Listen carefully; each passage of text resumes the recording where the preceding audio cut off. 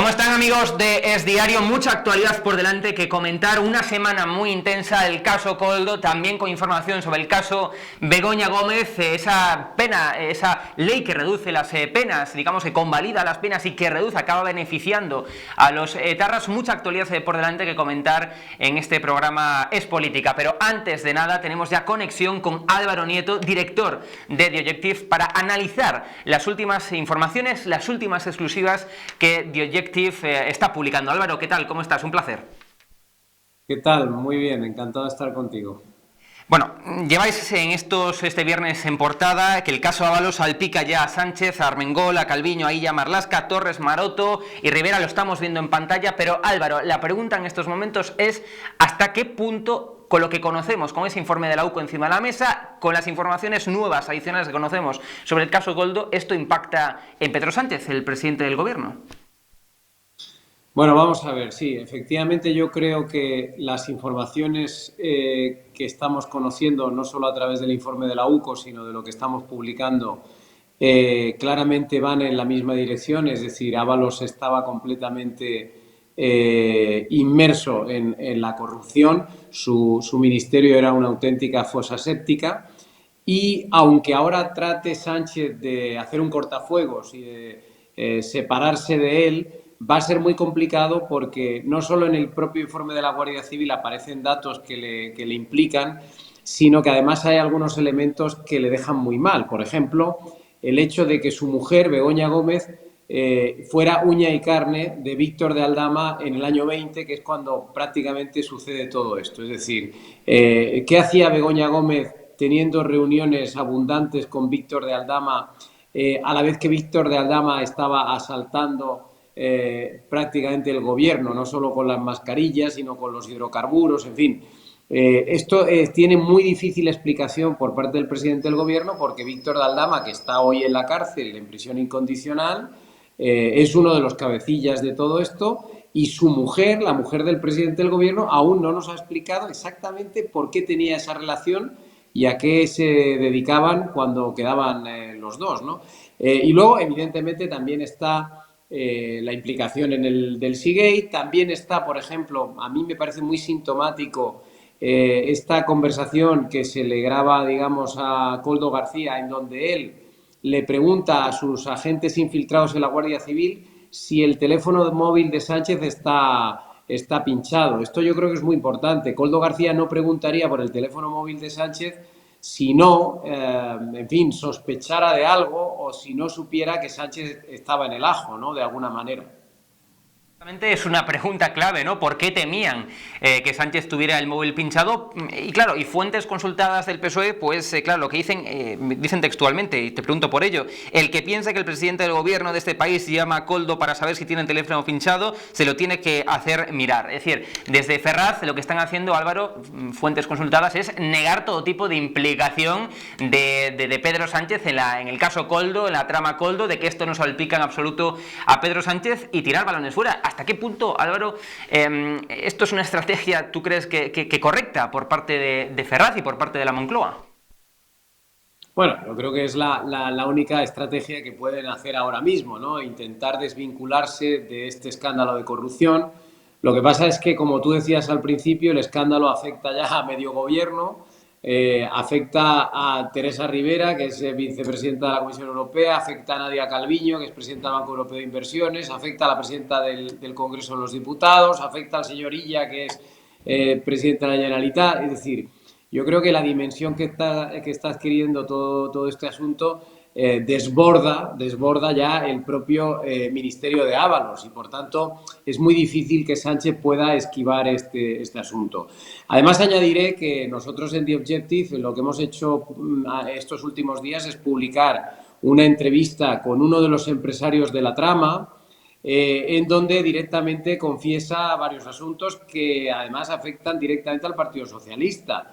¿Por qué? Pues porque este empresario lo que nos dice es que en 2 ocasiones tuvo que acudir a la sede de la calle Ferraz a llevar bolsas con dinero en efectivo y en concreto nos ha dado la cifra de 90.000 euros, ¿no? 2 entregas de 45.000.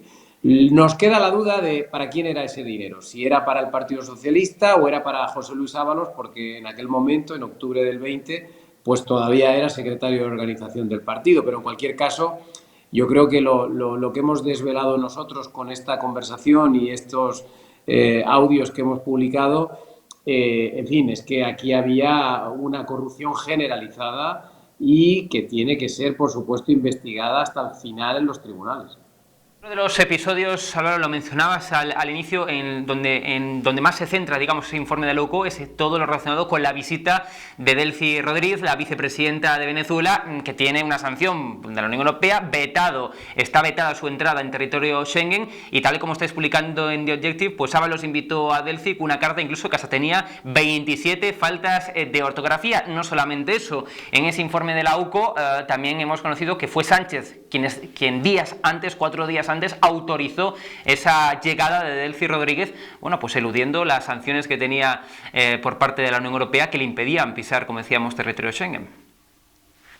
Sí, efectivamente. Yo creo que lo más novedoso de este asunto de la UCO, del informe de la UCO, el informe de la UCO está muy bien, pero en realidad el informe de la UCO lo que viene es avalar las informaciones periodísticas que todo mi equipo lleva publicando, primero en Voz Populi en el año 2021 y luego en The Objective, ¿no? A partir de entonces.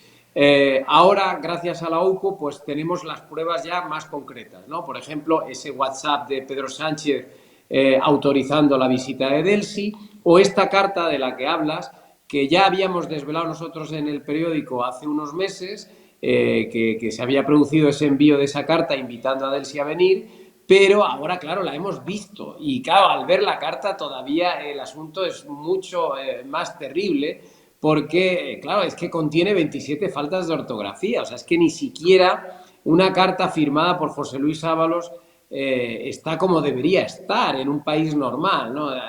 Porque, claro, una carta de un ministro debería al menos ser corregida, revisada por alguien, y aquí todo se hacía, yo creo que de una manera chapucera, y como son esta gente al final, porque todos estos en el fondo son una trama de gente de baja estofa, de gente completamente sin escrúpulos y sin ningún tipo de miramiento, ¿no?